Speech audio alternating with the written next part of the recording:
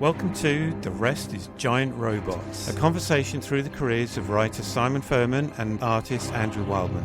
Recollections and revelations about the highs and the lows as creatives in comics, books, games, film and TV. Welcome to episode 19 of The Rest is Giant Robots. I'm Andrew Wildman, artist for comics, well known probably mostly for Transformers, done loads of other stuff. Also storyboard artist for TV and film. And I'm Simon Furman, writer on, Transformers almost from the very beginning and still involved with Transformers, but doing a bunch of other stuff as well, including Return to Skull Island and Astrobots. Yeah. So here we are again. So today we're going to go back to our kind of timeline conversation. And we are, what are we now? 2006 to 2008. That was the note you sent me. We'll see how far we get through there. Because, when I look back, some of the stuff, I'm going to talk about really kicked off in 2005. So it's around that time anyway. Yeah. That's good. That brought up a certain relevance to me, that timeline, because one of the things that I was going to talk about through that time of mine was it was kind of the genesis of what eventually became Horizon, my graphic novel that originally came out in 2016, eventually when I'd got it done. But something I've done recently is I've chopped up Horizon, reformatted it and put it on an online platform called Webtoon. And a lot of people might be familiar with Webtoon. It's originally a Korean platform. It's a bit like Tapas. It's an online comics reading platform. And the way it operates is it works really well on handheld devices, so phones and tablets. And it scrolls, you scroll up. So rather than reading like left to right, you're reading sort of top down as it scrolls up through the screen and you just manually scroll it. So it's an interesting way to redesign a comics kind of layout and I've loved doing it. So good. So there's about, I don't know, 5 chapters up there so far. Of how many do you think it will be? I have absolutely no idea. Because, I'm having to find what makes a nice chapter because they need to be about sort of 40 panels long. And sometimes to get the narrative to work, you'll use a panel twice, but maybe cut in on it. I've rewritten some of the dialogue just to get it to flow in that particular format. Right. But it's a fascinating thing to do a comic that works that way rather than the traditional way. So it's a great platform. I mean, there's a ton of manga stuff on there, obviously, but there is a lot of Western, some really great Western stuff. The first thing I read was a horror thing called Stagtown, and I just thought, wow, this is just so well put together, and that's what made me think, oh, I'm going to do this. So anyway, that's up there for anyone who wants to have a look. Go to Webtoon and I don't know, search for Andrew Wildman. You might find me on there. I'll stick a link in the notes anyway.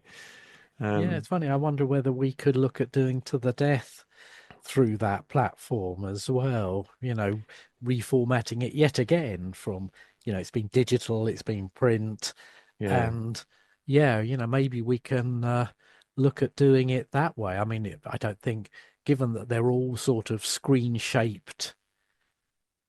Originally, we did them all as screen-shaped things. It would just be a matter of changing the scroll direction, I guess. It could be. I mean, the thing that I found, because I'm going to put Oxygen up there at some point as well, but the thing that I found is that because it works well to be read on phones and the font sizes are best done to be able to read on a phone, it means that any sort of landscape-shaped pictures, because it's quite narrow, you don't get a lot. So anything square or tall works really, really well. So I've been kind of chopping into panels and, show one bit of it and then another bit of it and just putting the dialogue in so that it you still get the flow. But it's a very different discipline. But it'd be interesting for for you to have a look. You never Yeah, know. I will do.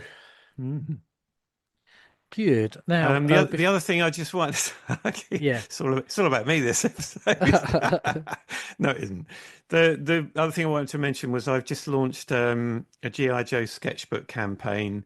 Um, many of you out there will have seen the Transformers sketchbook that I released a while back, which was originally done by people regularly commissioning sketches of their chosen Transformers character. And then eventually, when I'd got like 150 plus sketches, I thought, well, I'll collect them in a book, which I did, and I sell it at conventions.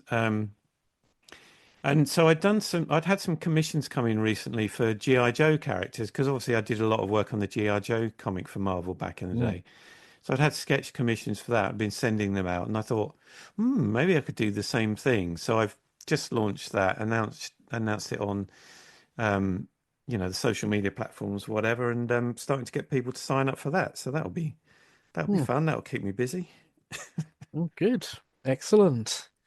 Yeah, well, while we're mentioning things, I should mention here as well as we did in the members video preamble that the Skybound Kickstarter for the collected, Marvel US and UK comic stuff uh, has by the time you see this, hear this, kicked off and is now live. So you can join the Kickstarter, you can jump on board, and there are all sorts of bonus extras, including some book plates that I'm going to be signing for that. And I think you've done a little Q&A for it, haven't you? Yeah, yeah. Literally just sent it in. They just emailed me a couple of days ago, so I've sent that in. Yeah, it's great. I love these Kickstarter things that they're doing. Mm, It's just such a great way for people to get great content yeah. and be involved in it. That feeling of involvement.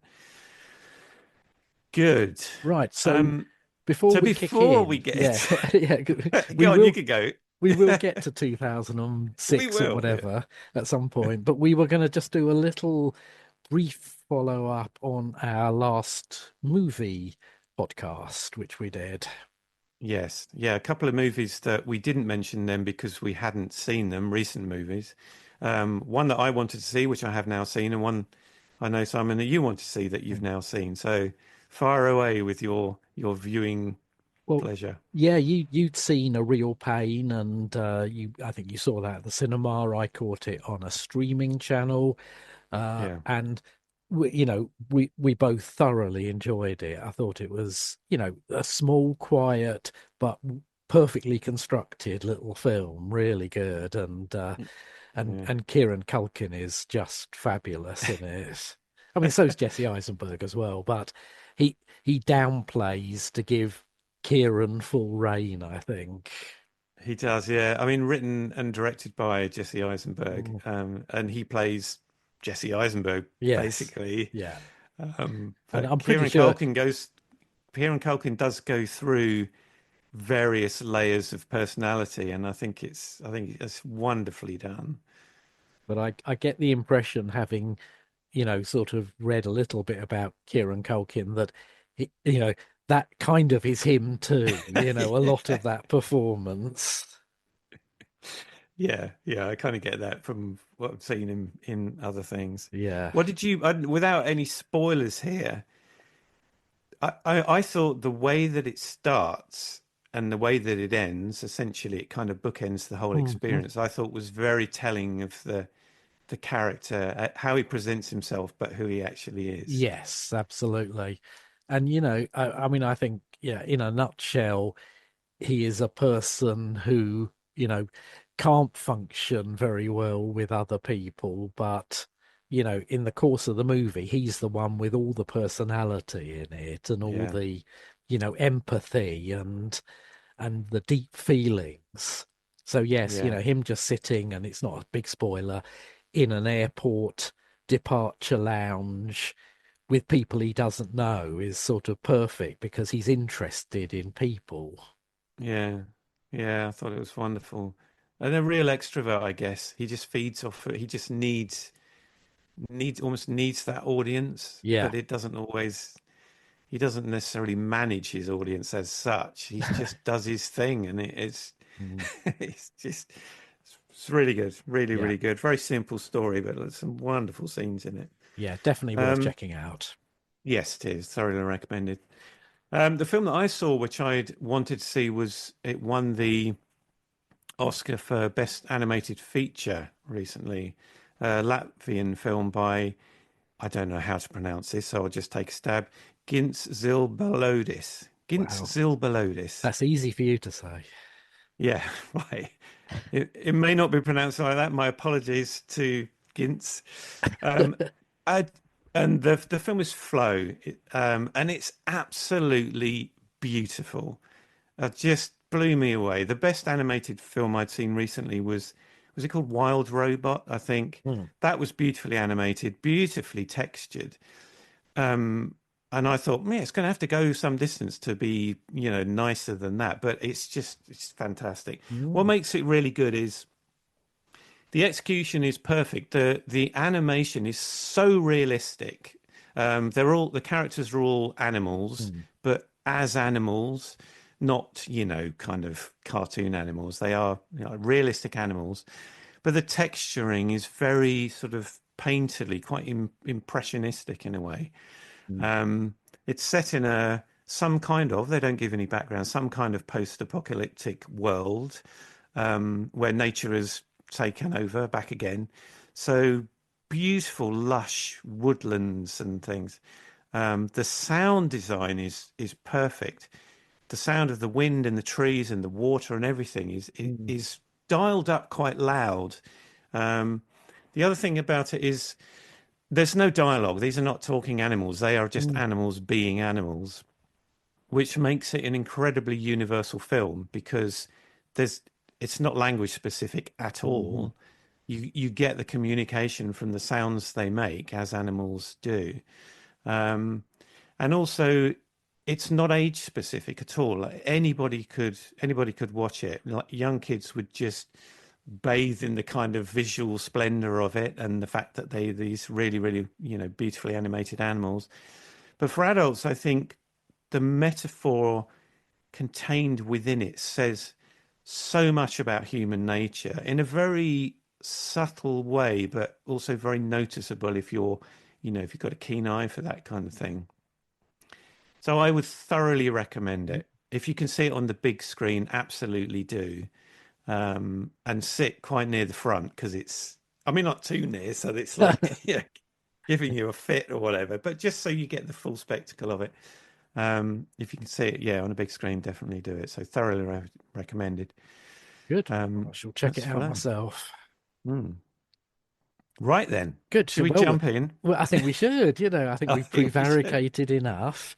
So yeah, I mean, I think last time, well, the last time before time we spoke, we were sort of talking about the beginning of the IDW era and things like Infiltration and Stormbringer and the beginning of the Spotlights.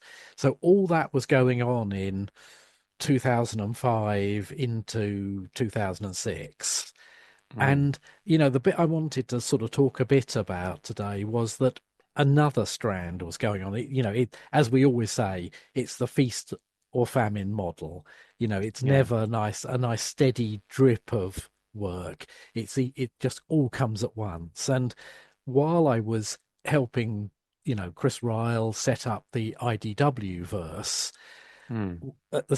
a weird kind of thing happened. Marvel Online, marvel.com, I guess, Yeah. had started doing little reader polls, tick a box, which character would you like to see come back? So Okay. they would give 5 or 6 options of characters that had been on the shelf for a while, and you know the great internet would vote, and whichever one came top, they would get a shot in a series. One they had a few sort of compendium series running at the time. Yeah. And anyway, one of these polls had Death's Head in it, and Oh. and and Death's Head won. I mean, I would say I voted for Death's Head about 10 times. I don't think there was a sort of limit on how much you could vote. But anyway, he came out on top, which was rather nice, which gave me a sort of a chance to reach out to Marvel and say, "Hey, look, Death's Head, coming back. I'd love to do something on that." And they said, "Fine, okay, great. We like that idea." And I was stunned. I'm going to do some new Death's Head, Yeah. and obviously the the people had voted for the classic Death's Head. Mm, That's what they were voting for. I mean, it wasn't Death's Head 2, it was demonstrably Death's Head, the original. mm. And then Marvel turned around and said, yes, but we want to completely recreate him. I thought, oh, Oh, no. no. And we want him to look like this. Image appears in my email. And Yeah. it's this character they'd already created as part of the Planet Hulk crossover storyline. They were Mm, alien machine constructs, just a sort of general mass aggressor in that series. And I thought, mm. oh, why? Why can't it be the original Death's Head? And why does it have to be this not inspiring, sort of image? Mm. So, yeah, sadly, that was what I was. It sounds terrible to say saddled with, but it sort of I felt a little put out that if the readers had voted for Death's Head, they weren't really getting Death's Head, and there was no Yeah. real connection to the original. They didn't want it connected. So, so in the end, I ended up writing this thing called Death's Head 3.0 that had zero connection to the original. It was just a new character. I tried to Mm. give it some personality and an interesting storyline, but you know, I was happy to be working for Marvel again. But Yeah. in a way, it was just such a waste. It's, they voted for Death's Head. Bring back Death's Head, and even at the very end of the series, I tried to set it up that, oh, look, there is a connection between these. It's just, you have to get to it. But Mm. they edited it out of my final script for it. It it ran in a thing called Amazing Fantasy, which was a kind of two character per book Yeah. sort of compendium title. And it's fine. I enjoyed doing the work, but overall I was kind of disappointed that I Mm. didn't get to write the original Death's Head again, which would have been a joy. It makes you wonder why they said yes to doing it. It really does. I mean, I'd It, love to have known what those conversations were that said, yeah, we'll bring Death's Head back, but we're going to make it this character from over here. yeah, so it's kind of Death's Head, but in name only. I Yep. mean, if you'd have said, "Oh, I've got this great idea for this character," it's kind of springing off of this image from a book that you've Mm, already done, and I mean, they'd have said no. yeah. And I'm sure people picking it up thought, oh, Death's Head 3.0. Okay, it's got zero, like I say, zero connection to the original. So, Mm, anyway, that was a shame, but, I enjoyed the work. And as always, I give it my all in terms of, make it a good story, get people yeah, involved. But at the same time, sorry, I'm hogging the airwaves at the moment, but that's all right. Go for it. at the same time, bizarrely, I was contacted by an editor at Marvel called Andy Schmidt, who, of course, Mhm. we know well because we work with him at IDW. And I was contacted by Andy, and he reached out to me, you know, nothing to do with the Death's Head thing, to see whether I wanted to be a part of Annihilation, which was a big crossover event they were doing in their sort of cosmic themed books, Silver Surfer, etc. Okay. And he offered me Ronan, which was Ronan the Accuser from Fantastic Four, I think originally a Kree kind of judge, jury, and executioner character. Mm, And I had no particular affinity with the character, but very happy to be involved. And I ended up having the best time on this. It was a good crossover. Sometimes crossover events can be a bit tricky. because you're fitting in with a lot of other creators and story strands. Yeah. But the Annihilation series itself was devised and written by Keith Giffen, and Dan Abnett, I think, was doing one of the spin-off books, and it just had a kind of quite cohesive feel to it. And the Ronin series had to be connected to, but not, getting in the way of the main series. So Mm. I did, my own little spin on it, and I played Ronan a little bit like Judge Dredd. Okay. I just I just went full sort of, he's this sort of implacable, slightly unchanging character with all these other cosmic characters sort of whizzing around him in his orbit. And Mm. it went very well. And it was the first time I think I bought back Gamora Mm-hmm. before she was a Guardians of the Galaxy mainstay. Mm. And so, there's some cachet in the fact that Ronan and Gamora were back in the same sort of, shared space in Annihilation Ronan. Yeah. So yeah, it was great fun, and I just had greatest fun going, oh, I'll use this cosmic character and this cosmic character. Yeah. And yeah, it was brilliant. I really enjoyed it. It didn't lead to anything much more, but for a while again, I was working at Marvel. Yeah. Did you manage to write Adam Warlock into it, or did he have his own book? No, I think there were certain characters that either had their own connective bit of annihilation going on anyway, Yeah. or they were just slightly off limits because they were sort of involved. I mean, I think probably around this time, Adam Warlock was in Infinity Watch or some other sort Right. of cosmic book. So, no, I mean, I used, there's a character called Glorian I used, and I'm sure there were some other, Tana Nile is another one.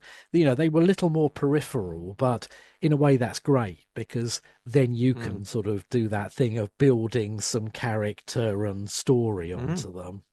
Yeah. And were you provided with a list of characters that you could choose from, or was it all your research? I think it was more, here's a list of characters you can't use because they're elsewhere in this story. Right. So then it was, okay, great. Well then, who else is there? And there's a wealth of kind of cosmic characters that have flitted Yeah. in and out of the likes of Fantastic Four and Silver Surfer. So Mm. yeah, I was able just to sort of, in a way, kind of again go back to things I'd read myself and Mm. go, oh great, I could use that character. That character always intrigued me a little bit, but Mm. maybe wasn't front and center. So Yeah. yeah, it was a really good little brief flurry of Marvel work again. Good. But nothing else follow on from that. No, strangely it didn't. I don't, I don't know how soon after that Andy Schmidt left Marvel and Of moved course. to IDW. It can't have been that long because not that long after that I was working with him, at IDW. He was the Mm. editor of the Transformers line there. Mm. So yeah, I guess he left, but it's a shame. I would have happily done some more in that cosmic verse Mm. that they were setting up because it had a really nice, I mean, Dan and Andy, Dan Abnett and Andy Lanning went on to do their kind of really well regarded run on Guardians of the Galaxy that I think Mm. the movies, the subsequent movies drew a lot from. Oh, right. Yeah, yeah.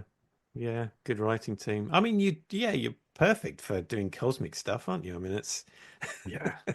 Yeah, I mean, it was great. And I would have definitely done more, but it just didn't play out that way. And I was sort of super busy with IDW and other things going on at that time. fair enough. Fair So, I enough. mean, that was kind of me back then. And I think we were both working on things like Atom, was it? And um, I don't know. yeah, I mean, there was a lot of sort of British comic stuff going on as well at that time. I did some Teenage Mutant Ninja Turtles stuff for Mm. one or other. I can't remember which, even some of them I'm a bit confused about which publishers they were as well. Move around, don't they?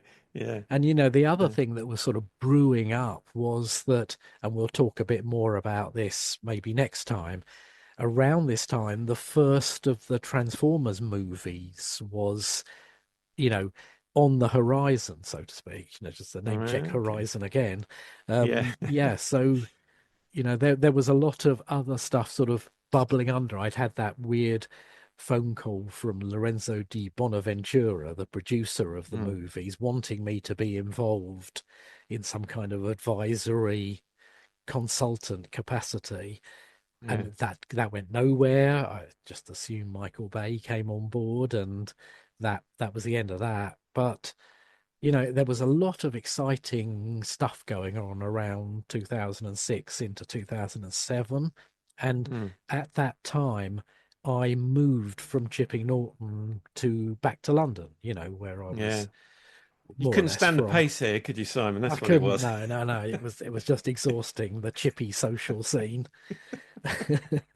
But no, we were just ready for a move back to the city, as I'm sure we will be again at some point. But I think both my wife and I are Londoners, and that's where we generally feel most comfortable and have to be once in a while. Oh, okay, fair enough. Yeah, yeah. No, that's good. So yeah, a Yeah, lot going on. But yeah. what about with you? What was work like for you around that time? My kind of memories of that time are mostly kind of just memories of how difficult everything was. Work was not great, life was not going great at all sorts of chaotic kind of problems. So, but I couldn't remember what work I was doing, so I had to Google myself to try and find out what the hell I was doing in 2006. And some things came to mind, and I'd Google them, and it'd be like, no, that wasn't then. Oh, I thought it was. Anyway, I did come up with some stuff in the end. So we spoke before about BKN, the animation company that we'd both done some work for, and Legend of the Dragon and all that kind of thing. I had a second stint back at BKN around that time. Okay. Um, back in the London studio, and it was mostly different different staff. Dave Friedman, who had been there, the main guy, he was not there anymore. Um, but I was working on a project called Zorro Generation Z, or Generation Okay. Z, I suppose. Yeah. So it was like a cartoon reimagining of Zorro, and I really enjoyed that. So they brought me in as character designer, and there were a couple of other projects that I was working on. But what was really significant about my stint there for me was the people that I met. So a wonderful team of people that have been brought in, many of which had worked at Cosgrove Hall. So people will know Hmm. Cosgrove Hall animation for things like Duckula and Danger Mouse and all those kind of things. So guys that had worked on those projects came in. And there was a guy called Rick Mackin who was director on Generation Z, the Zorro thing, and he'd previously been director on the Batman animated TV series. So there's Hmm. a wonderful mix of people. Um, Stuart Evans, who I've worked with since on many, many things. I first met him there. Um, and he's gone on to do really fantastic things. And he interestingly did the more recent version of Danger Mouse. He was director on a lot of that stuff. Hmm. Um, the most interesting character there was a guy called Jeff Marsh, or Swampy as his nickname was. And at the point we were leaving, he was showing me his new little project that he'd come up with. I might have mentioned this before. His little project that him and his mate had come up with, and they'd done like a little voiceover, and he'd kind of animated some doodles, and that's all it was. And he was American, so he was going back to America because his little show had been picked up by Disney. Um, and that particular show in question was Phineas and Ferb, which became an absolute monster for Disney. It was Hmm. just so popular. So that completely remade his career. So it was an interesting time at BKN.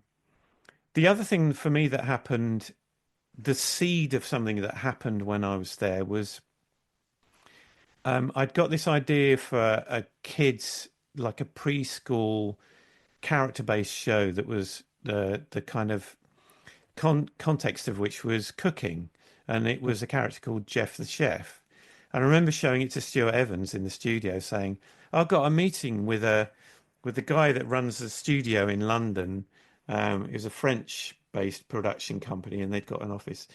Um, and the writer that I was working with on this little seedling of an idea for a show had managed to get a meeting with this guy. And Stuart said to me, well, good luck with that. Nobody can get anything placed in animation, and you've only been working in this for like 6 months. Anyway, we went along to this meeting, and they optioned it. Wow. So I went back to the studio, and I said, Stuart said, "How'd it go then? How did your idea go? Everyone's got an idea. How did your idea go?"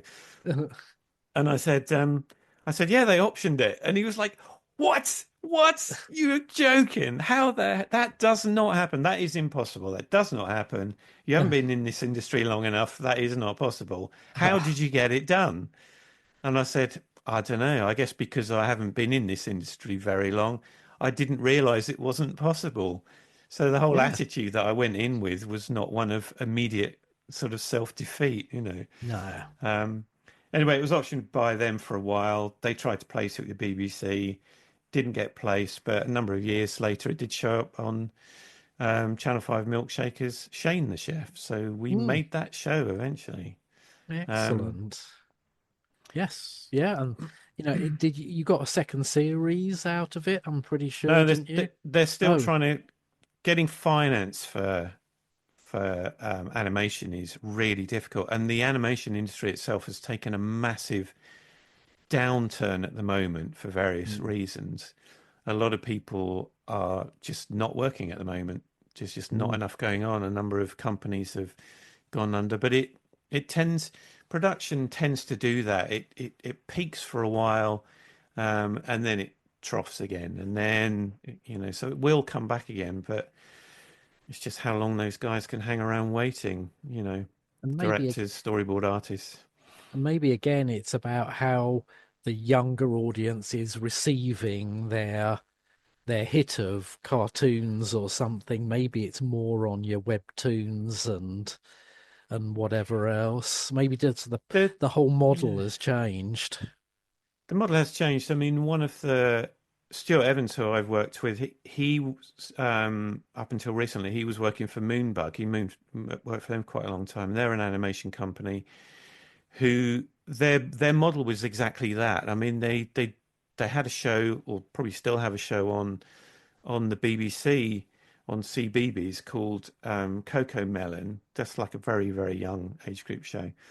But they had a whole raft of short shows on YouTube, and Mm. they get millions of views. So like 3 minute shows. And I worked on some of those, something called Gecko's Garage, something called Arpo, just really, really fun little shows.